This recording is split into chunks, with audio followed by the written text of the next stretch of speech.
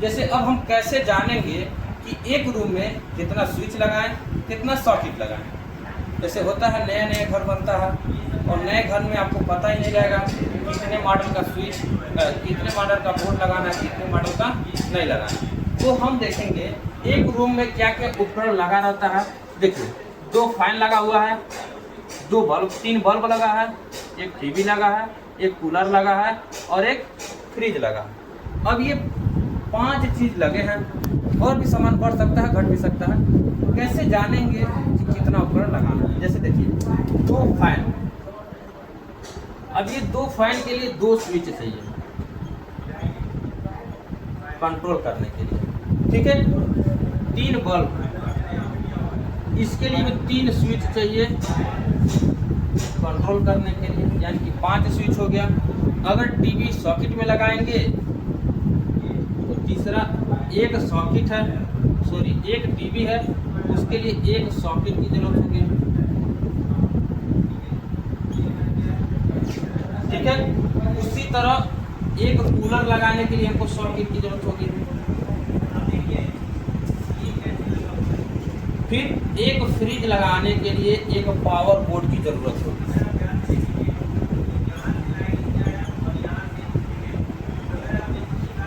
Power board मतलब एक switch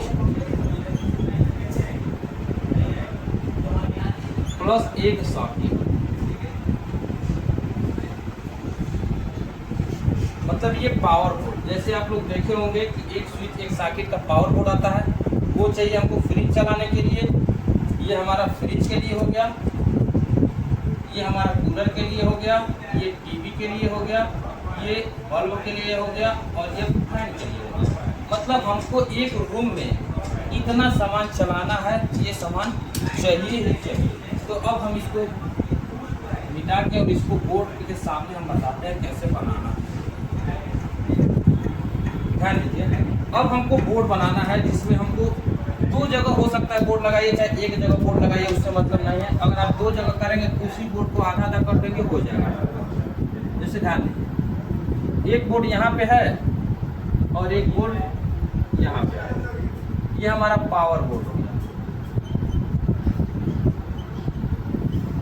ये सबको कंट्रोल करने के लिए बोर्ड है। तो हम इसमें क्या लगाएंगे, 2 ये हमारा हो गया 5 स्विच, 2 सॉकेट, मतलब हमको बोर्ड बनाना होगा जिसमें 5 स्विच हो,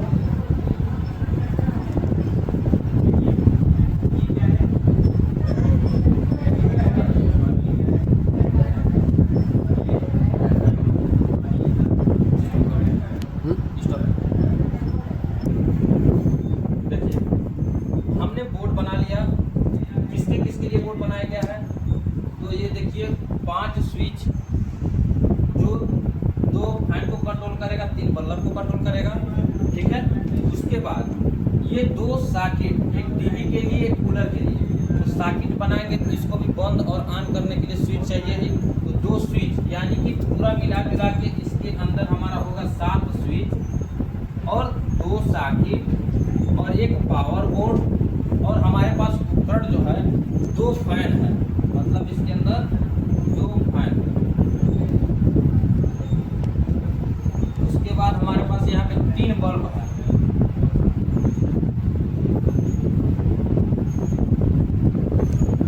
ठीक है। तो ये हमारा बल्ब हो गया, ये हमारा फैन हो गया।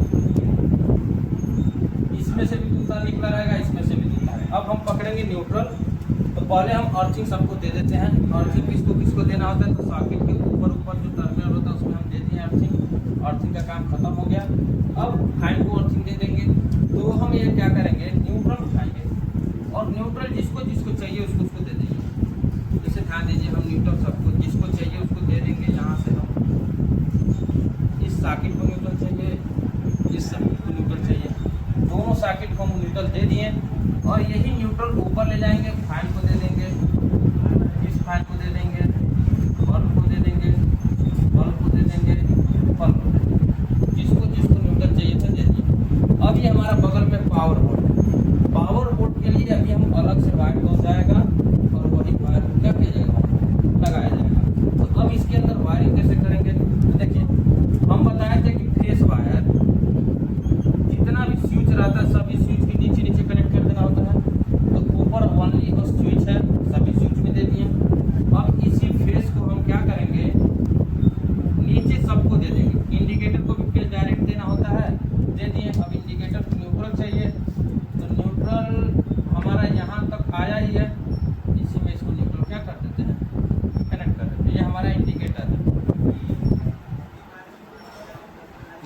जनरेटर हमेशा डायरेक्ट जलता रहता है, इसलिए हम न्यूट्रल फेज डायरेक्ट दे दिए हैं। अब ये फेज सभी स्विच में चला गया। अब आउट करा के सबको देना है, तो जैसे ध्यान दीजिए कैसे देंगे। इस फैन को फेज चाहिए एक स्विच से, इस फैन को फेज चाहिए एक स्विच से, बल्ब को एक स्विच से। ऐसे हम क्या करेंगे, सबका वायरिंग कर देंगे। अब ये बचता है नीचे सॉकेट को भी फेज चाहिए, तो हम क्या करेंगे, एक स्विच से इसको फेज दे देंगे, एक स्विच से इसको फेज दे देंगे। इस तरह से हम पूरे जितना उपकरण था उसका वायरिंग करते हैं। अब स्विच को चलाने के लिए हम देख रहे हैं बगल में पावर बोर्ड बना है। पावर बोर्ड 16 एम्पियर का ज़्यादातर लगा रहता है। इसमें क्या है, एक स्विच एक सॉकेट रहता है। इसको हम direct phase, direct neutral, direct earthing देंगे। तो यहाँ से हम क्या करेंगे, न्यूट्रल लेंगे और ये डायरेक्ट न्यूट्रल इसके अंदर कनेक्ट कर देंगे और डायरेक्ट फेस लेंगे।